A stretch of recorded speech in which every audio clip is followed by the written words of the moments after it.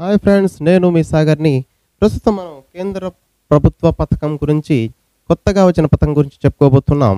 గమనించండి, ఈ పథకం పేరు ప్రధానమంత్రి శ్రమ్యోగి మాన్ధన్. ప్రధానమంత్రి శ్రమ్యోగి మాన్ధన్ ఫిబ్రవరి 15 నుంచి ప్రారంభం. 2019.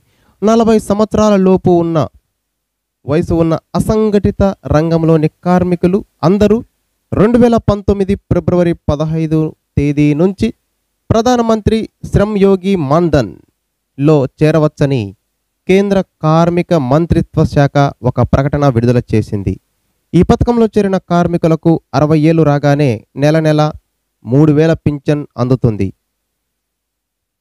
15,000 వరకు నెలవారీ ఆదాయం పొందే అసంఘటిత తీరుగా కార్మికులే లక్ష్యంగా కేంద్ర ఆర్థిక మంత్రి పీయూష్ గోయల్ 2019-20 బడ్జెట్లో ఈ పథకాన్ని ప్రారంభించారు. దీనివల్ల 10 కోట్ల మంది కార్మికులకు ప్రయోజనం చేకూరనుంది. ఈ పెన్షన్ పొందాలంటే కార్మికులు ప్రతి నెల కనీస మొత్తం 100 రూపాయలు కడితే సరిపోతుంది.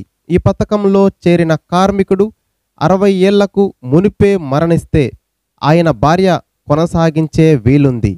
ఒకవేళ ఆమెకు ఆసక్తి లేకుంటే అప్పటి వరకు చెల్లించిన మొత్తాన్ని వడ్డీలో తిరిగి చెల్లిస్తారు.